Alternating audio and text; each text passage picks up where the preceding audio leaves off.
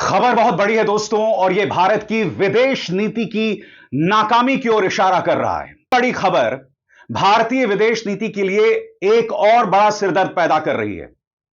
पाकिस्तान और सऊदी अरब के बीच में रक्षा सौदा हुआ है, सामरिक सौदा हुआ है। अब आप कहेंगे देशों के बीच सामरिक समझौते तो होते ही हैं, मगर इस समझौते में जो बात सामने उभर कर आई है वो हमारी विदेश नीति पर सवाल है।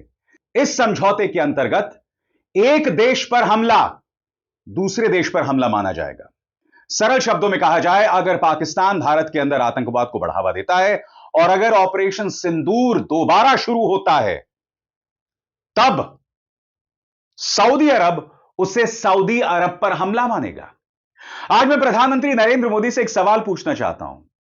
सऊदी अरब के राजकुमार के साथ आप इस तरह से हंसी ठट्ठा कर रहे थे। सऊदी अरब भारत का बड़ा दोस्त माना जाता है, बावजूद इसके सऊदी अरब ने पाकिस्तान के साथ यह समझौता किया। मैं आज प्रधानमंत्री से पूछना चाहता हूं, विदेश मंत्री एस जयशंकर से पूछना चाहता हूं, यह विदेश नीति की नाकामी नहीं तो क्या है? आखिर क्या मजबूरी है कि सऊदी अरब जो है वो पाकिस्तान से इस तरह का समझौता कर रहा है, जबकि इससे पहले हमने सऊदी अरब की कई वाजिब और गैर वाजिब चीजों में मदद की है। मैं फिर आपसे पूछना चाहता हूं, आखिर सऊदी अरब ने पाकिस्तान के साथ यह समझौता क्यों किया? यह डील इन दोनों देशों के बीच सामरिक समझौते की है, और इस डील में कहा गया है कि एक देश पर हमला दूसरे देश पर हमला माना जाएगा। मैं जानता हूं आपके जहन में क्या सवाल है, क्योंकि इस्राएल इस वक्त कई मुस्लिम देशों पर हमले कर रहा है। उसने सीरिया पर हमला किया, ईरान पर हमला किया, फलस्तीन में तो 65,000 लोगों को मार ही दिया है। उसने हाल ही में दोहा कतर पर हमला किया। तो आप कह सकते हैं कि भविष्य में अगर वो सऊदी अरब पर हमला करता है तो इससे पाकिस्तान पर हमला माना जाएगा। मगर क्या सऊदी अरब ने स्पष्ट किया है कि यह भारत पर लागू नहीं होता है? क्योंकि स्वाभाविक सी बात है, अगर फिर से पहलगाम होगा तो भारत के पास पूरा अधिकार है ऑपरेशन सिंदूर को अंजाम देने की। मैं आपको बतलाना चाहता हूं, यह मुद्दा इसलिए बड़ा हो गया है क्योंकि देखिए, यह मेरे दिमाग की उपज नहीं है, खुद विदेश मंत्रालय ने इस पर प्रतिक्रिया दी है। सरल शब्दों में यह जो प्रतिक्रिया दिखाई दे रही है, इसमें कहा गया है कि हमें पता चला है, हम इस पर निगाह रख रहे हैं। अब स्वाभाविक सी बात है, विदेश मंत्रालय में इस बात को लेकर सुगबुगाहट है कि सऊदी अरब ने पाकिस्तान के साथ यह डील क्यों की। पढ़ के सुनाना चाहता हूं इसमें क्या कहा गया है। अंग्रेजी में, हिंदी में अनुवाद में पहले ही कर चुका हूं। In response to a media query regarding reports of the signing of a strategic mutual defense pact between Saudi Arabia and Pakistan, the official spokesperson Shri Randhir Jaiswal said, "We have seen reports of the signing of a strategic mutual defense pact between Saudi Arabia and Pakistan. The government was aware that this development, which formalizes a long-standing arrangement between the two countries, had been under consideration. We will study the implications of this development for our national security as well as regional and global stability. The government remains committed to protecting India's national interests and ensuring comprehensive national security in all domains." सरल शब्दों में कहा जाए तो यहां भारत सरकार या विदेश मंत्रालय कह रहा है कि हमें इस डील के बारे में पता था, मगर भारत अपने राष्ट्रीय हितों का पूरा ख्याल रखेगा। आपको डील के बारे में पता था, यानी कि आप जानते हैं कि यह मुद्दा सऊदी अरब और पाकिस्तान के बीच में होगा। अब आप कह रहे हैं कि यह जो डील है, हम इस पर अध्ययन कर रहे हैं। फिर आप यह भी कह रहे हैं कि भारत अपने राष्ट्रीय हितों का, अपनी राष्ट्रीय सुरक्षा का ख्याल रखेगा। यानी कि कहीं ना कहीं विदेश मंत्रालय कह रहा है कि कल को पाकिस्तान को हिमाकत करता है तो हम दोबारा पाकिस्तान पर प्रहार करेंगे। मगर क्या उसका मतलब यह है कि उसके जरिए सऊदी अरब और उसके बाद तमाम मुस्लिम देश भारत के खिलाफ हो जाएंगे? भाई, यह सवाल उठना चाहिए ना। हालांकि एक बात मैं स्पष्ट कर दूं, अगर पाकिस्तान और सऊदी अरब के बीच में यह डील इस्राएल को लेकर हुई है तो मैं बहुत ही शालीनता से एक बात कहना चाहता हूं।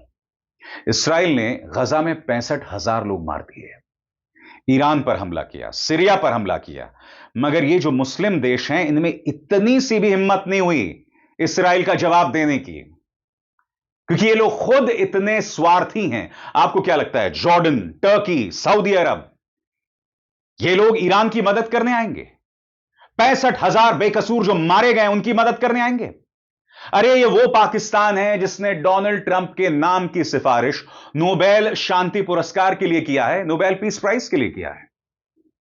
और दूसरा देश जो ये कर रहा है वो इस्राएल है। यानी इस्राएल और पाकिस्तान बराबर है। यानी कि दोहरे मापदंड इन मुस्लिम देशों में साफ तौर पर दिखाई देते हैं। तो सबसे बड़ी बात, ये जो डिफेंस डील हुई है, अगर मैं उस पर इंडिविजुअली कमेंट करूं, यानी अलहदगी से कमेंट करूं, तो मुझे परवाह नहीं है। सऊदी अरब जैसे देश ये दोहरे मापदंड का शिकार हैं, ये दोगले हैं, इनमें हिम्मत नहीं है बेकसूर फलस्तीनियों को बचाने के लिए सामने आने के लिए। या जब ईरान पर हमला हो रहा था, 12 दिन का युद्ध चल रहा था, इन्होंने कोई दबाव नहीं बनाया, खुद अपनी जान बचाते फिरते हैं लोग। लिहाजा इस डील पर मेरी कोई तरजीह नहीं है, मगर मेरा सवाल वही है, क्या यह भारत की विदेश नीति की नाकामी है? भारत खुलकर कहे ना, खुलकर कहे कि अगर पाकिस्तान हिमाकत करेगा हमला करने की, तो हम उसका मुंह तोड़ जवाब देंगे। अरे साहब, हिम्मत दिखाइए।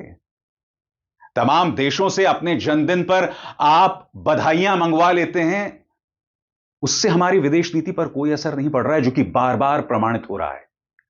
अमेरिका में, सऊदी अरब में, जापान में जाकर रॉक शोज करना, यानी एनआरआईज के सामने बड़े बड़ी चुनावी सभाएं करना, इससे विदेश नीति पर कोई असर नहीं पड़ने वाला है। ऑपरेशन सिंदूर के बाद ही पाकिस्तान अपनी कूटनीति में तेजी ला चुका है और अरब देशों के साथ करीबी बढ़ाने की कोशिशें उसकी लगातार दिख रही हैं। आपको बता दें कि सऊदी अरब और पाकिस्तान के बीच नेटो की तरह एक सैन्य समझौते पर हस्ताक्षर हुए हैं। जी हां, पाकिस्तान और सऊदी अरब ने एक अहम डील की है और इसी के बारे में आपको इस रिपोर्ट में बताते हैं। दरअसल पाकिस्तान और सऊदी अरब ने एक रणनीतिक पारस्परिक रक्षा समझौते पर हस्ताक्षर किए हैं, हाथ मिला लिया है दोनों देशों ने, और ये इस बात के संकेत हैं कि सऊदी अरब अब अपने रक्षा गठबंधनों में विविधता लाने के लिए तैयार है। ये समझौता ऐसे समय में हुआ है जब पारंपरिक रूप से अमेरिका की सुरक्षा गारंटी पर निर्भर खाड़ी देश कतर में इजराइल के मिसाइल हमलों के बाद से बेहद डरे हुए हैं। और इस समझौते पर सऊदी क्राउन प्रिंस मोहम्मद बिन सलमान और पाकिस्तान के प्रधानमंत्री शहबाज शरीफ ने रियाद में हस्ताक्षर किए हैं। शहबाज शरीफ इस समय रियाद के दौरे पर हैं और आपको बता दें कि इस समझौते से भारत की टेंशन बढ़ सकती है, क्योंकि इसमें यह कहा गया है कि सऊदी अरब या पाकिस्तान में किसी एक पर हमला दोनों के खिलाफ हमला माना जाएगा। एक वरिष्ठ सऊदी अधिकारी ने फाइनेंशियल टाइम्स को जानकारी दी है कि हमें उम्मीद है कि इससे हमारी प्रतिरोधक क्षमता मजबूत होगी। एक के खिलाफ हमला दूसरे के खिलाफ हमला है। ये एक व्यापक रक्षा समझौता है जो विशिष्ट खतरे के आधार पर जरूरी समझे जाने वाले सभी रक्षात्मक और सैन्य साधनों का उपयोग करेगा। अमेरिका के प्रमुख गैर नेटो सहयोगियों में से एक कतर पर इजरायली हमलों के बाद खाड़ी देशों का वॉशिंगटन पर भरोसा डगमगाया हुआ है और उन्हें अपने सुरक्षा की चिंता सता रही है।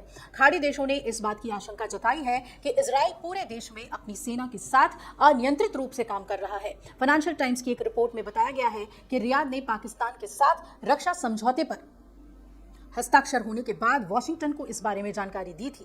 अब भारत के लिए ये चिंता का विषय क्यों है, टेंशन क्यों भारत की बढ़ सकती है, आइए इसकी भी बात कर लें।